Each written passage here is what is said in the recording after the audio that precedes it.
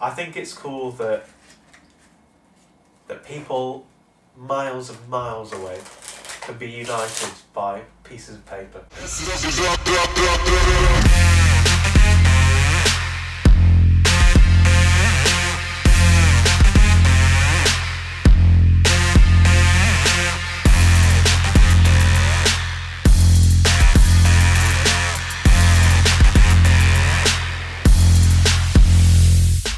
Hey guys, so today we're bringing you a bit of a different video. As you can see from the title, this is an interview with a cardist. This is Sad Cardist. This is Chris, my good friend. We've known each other about 8 years now. Basically, we went to school together, and we'll give you some context in a second. But in this interview, we're going to be talking about everything from cardistry to magic, just anything basically. We're just going to have a chat, and you guys are just going to be sort of flying the wall. Listening in, basically. So that's what this video is going to be about. Let's get into it.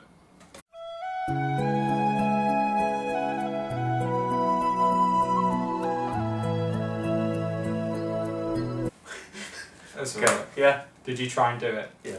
Late. Yeah. Was it awkward?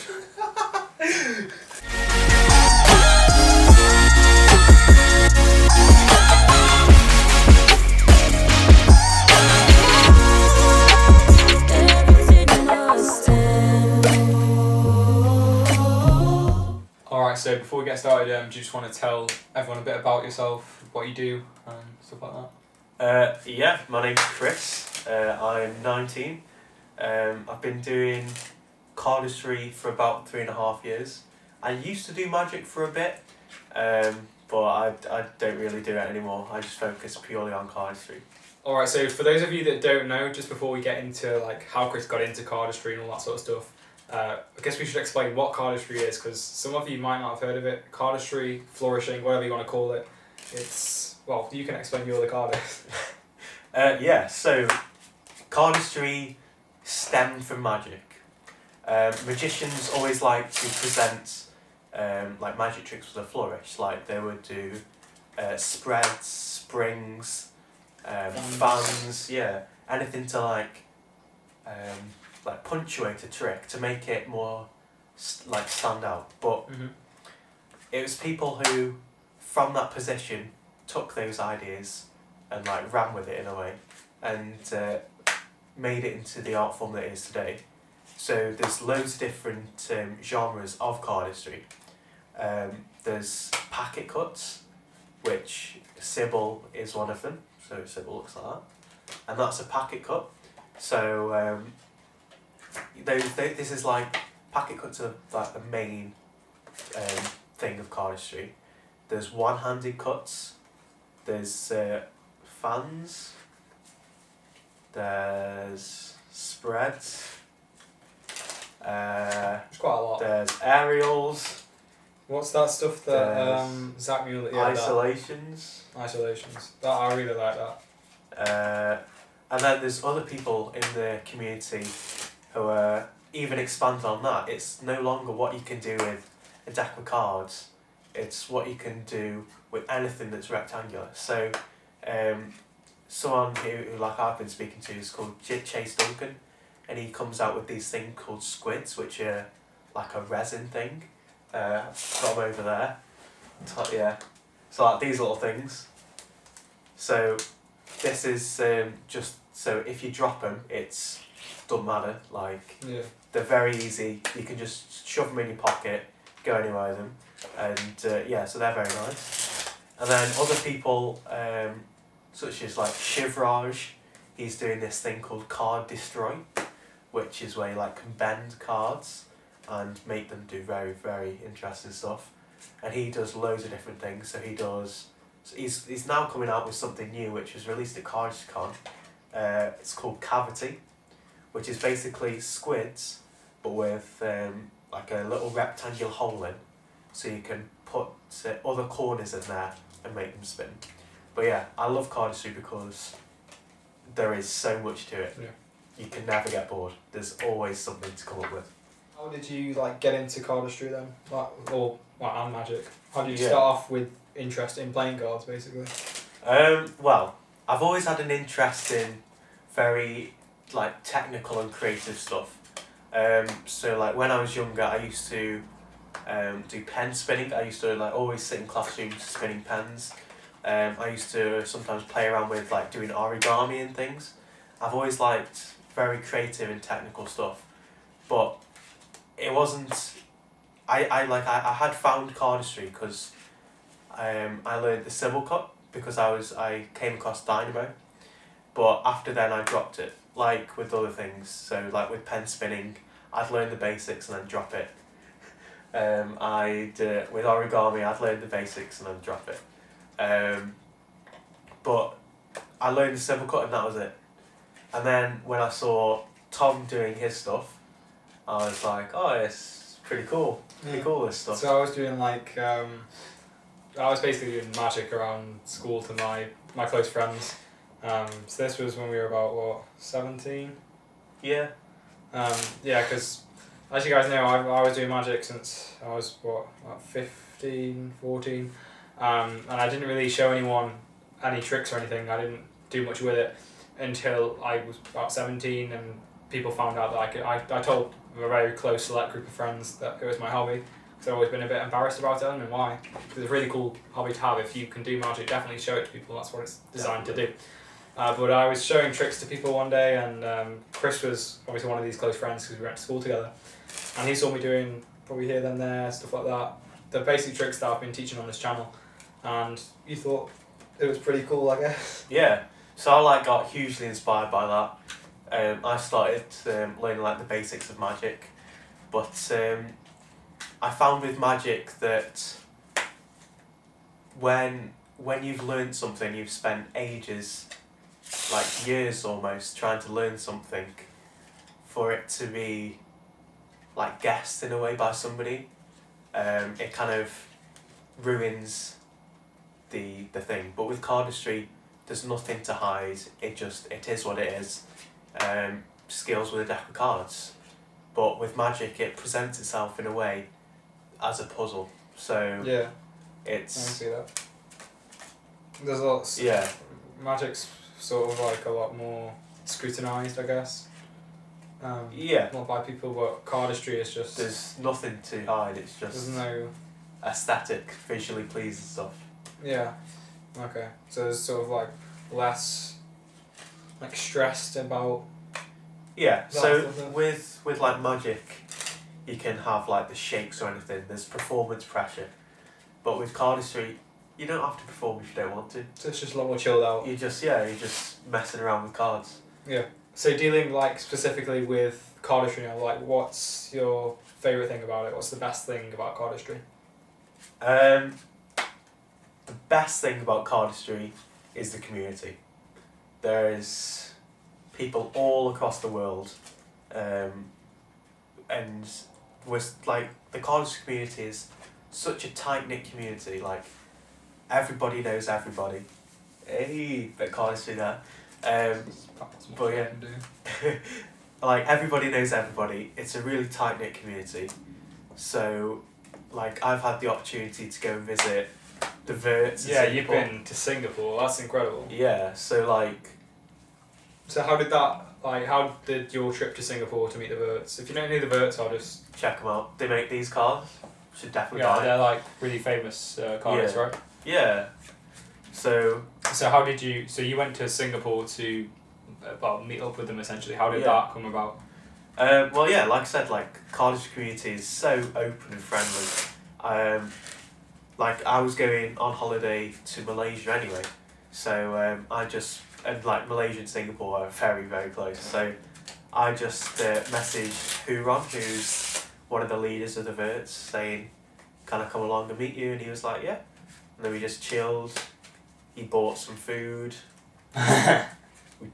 Played with cards. I taught them some You stuff. taught them a thing or two, right? Yeah. I tried to teach him That's cool.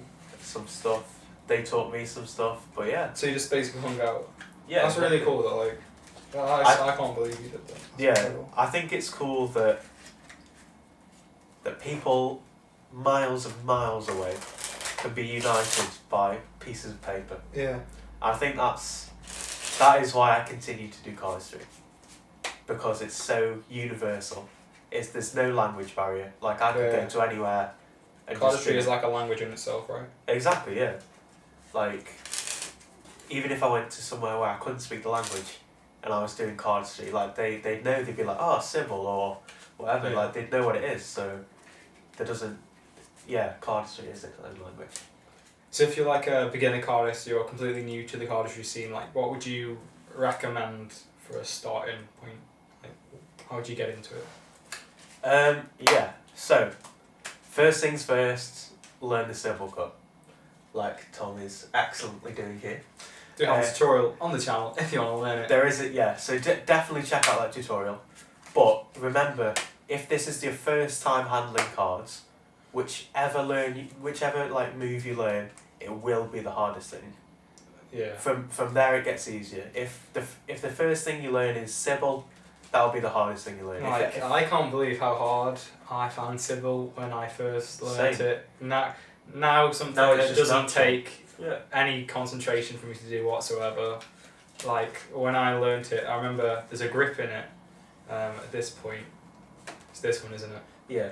This grip with like 3 fingers getting, it's really easy, but it's really difficult. Yeah. But like the great thing about Sybil is it's a cut that's involved in quite a few other. Yeah, it's a very because it involves 2 hands, which is important, and it's got Z grip, haven't you? Exactly, it's a very like basic. It opens a lot of doors. It's a fundamental move. Yeah, you have to learn it. Yeah, but once you can do it, like you'll open a lot of other exactly. like cardistry moves maybe, and you'll discover, oh, this is like Sybil. That's certainly the case in the stuff I've looked into. You know, some of the moves I'm like, oh, I can do that already, just because I know how to do Sybil. Obviously, they have to do a lot of learning for other things as well, like the isolation thing Chris showed. That's a completely different genre. Yeah. But for this genre of cardistry, it's a fundamental thing. So I think it's a good starting block, isn't it? Yeah. What if you wanted to get into these other genres then? Yeah. Going back to Sybil though, if you like whatever you learn, you will feel discouraged. Yeah. And it's okay to give up. On it, like I've given up on cardistry like many times. Literally. What would you recommend to get over that? Well, it's what you do from there that really counts. Yeah. It's everybody gives up. If you want to quit cardistry, fine, quit cardistry, but you will be back, because I think if anybody who started to learn cardistry, they have an interest in movement and like aesthetic things, so you will be back, but just don't give up. What you do from that point of discouragement is what really counts. So carry on with that. What was the other question? Like how would you so like Sybil gets you into sort of the packet cut genre. Oh, other genres. Yeah. Like I know isolations is something completely different. Like when I saw, is it Zach Mueller who does it? Yeah. When I saw him doing that, I was like, that's a completely different thing. That I've never seen anything like that before. Like, have you just got to literally get stuck in with it? So I highly recommend checking out a few different websites. Mm-hmm. I can link those in the description. Yes, I will. Yes. Where are we going, Chris? So, first of all, it's the YouTube channel. It's School of Cardistry. Alright. It's really great. Yeah, you should. If you know everything on the School of Cardistry website, you're sorted. Like, there's a lot of stuff on there. I would also recommend checking out dealersgrip.com and cardistrytouch.com and let's go for let's just go for Fontaine as well. Yeah. Mhm. So but I highly recommend checking out School of Cardistry first. After that, go for Dealer's Grip. Then go for Cardistry Touch, and then if you want to learn like isolations and things, go to Fontaine. So in terms of like decks, because I know there's a lot of special decks out there purely for cardistry. Like, what's the difference between like a deck of bikes and you're playing with some verts there. They're made specifically for cardists, right? Yeah. like what's the difference? What are the benefits? Why do you need? Well, you don't need to, but why is it beneficial to have a cardistry deck if you're going to be getting into cardistry? First of all, you don't need it. Like, honestly, start out with something really basic. Get your hands on some bicycle cards when you're a beginner. Like, because Like me. honestly, you will absolutely ruin decks. I've ruined so many decks through like doing springs bending with it. cards and stuff. Yeah, they will get absolutely The destroyed. great thing about packs as well is that you can do really harsh springs, Exactly. and Yeah. they go back to. The packs are really good for going back to how they. Yeah, how they run. Yeah. They're quite springy cards. Yeah, and they're cheap as well. Don't, Yeah, like $1 on there. if you're a beginner, don't go out and buy virtuoso cards. Don't go out and buy fontaines. Don't go out and buy School of Cardistry cards. If you like the design, and you become, you know the basics, you know how to handle cards. Yeah, pick them up if you want, but 100% get bicycle playing cards because they're cheap, they'll last you, and the only difference between these cards and these cards is these have a nice design. Well, what handling are they sort of same? So these are what's known as on a crushed stock, which is basically that these cards are a lot thinner than the bicycle playing cards. Yeah. These also are traditionally cut, which basically means you can furrow it like both ways, if you know what I mean. So yeah, but you don't need that. Honestly, like just if you like the design, get it. If you don't, just stick with bikes. That's... Yeah. So, like for beginners, stick with bikes. Then maybe when you're a bit more skilled. Yeah. But only get a deck if you like it. There's a lot of people now who are just getting decks for the hype. I mean, you have Don't a lot do of that. decks, Chris. I mean, I do get a lot. Yeah, I have got, but they're all decks which I like design of. Yeah, but your card collection, his card collection is like, well, part of your collection is just sitting over there, and I was blown away by it. Like, there's fontaines in there, verts, what else have you got? School of Cardistry, I don't know, loads. Just got loads of decks, really. Yeah. It's really cool, but yeah, stick with bikes maybe for starting out. Yeah, I think that's a good tip. So if you guys are interested in getting into cardistry after hearing that conversation, just you think you want to learn a bit more about it, or you definitely want to get involved, or you want to know where to start, a bit more in depth, things like that, you can message Chris on Facebook. He's more than happy to hear whatever questions you guys have. So I'll link your Facebook in the description. Yeah, any questions you got about like how to create moves, how to learn moves, any questions about cardistry, I'm more than happy to answer. Just about cardistry. Just about cardistry. I don't want to know what you've had for tea. Don't care about that. Yeah, I'll link Chris's Facebook in the description. But yeah, I mean, if it's a purely cardistry question, maybe the best route is to pursue that instead of the comment section, because Chris isn't going to be replying to the comments. It's me replying to the comments, and I don't know as much about cardistry. I mean, obviously, I'll try my best. Maybe I'll ask Chris what he thinks about comments, but just for ease, if you want a direct line to Chris, who is the expert on this, Facebook.